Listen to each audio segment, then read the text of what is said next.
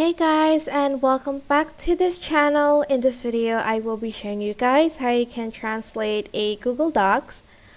How to translate a Google Doc. You have to open your file, of course, and then you're going to go to tools and select translate document, and you can name the document title, so translate a copy of words. For instance, choose a language you want the sort of document to translate into. I'm just going to choose Indonesian and then select translate, and it's going to translate the sort of words for you.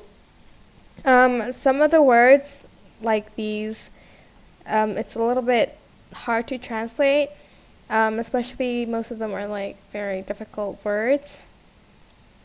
Some of them they did translate it in Indonesian, like these and this too, but like plethora, no, this one too.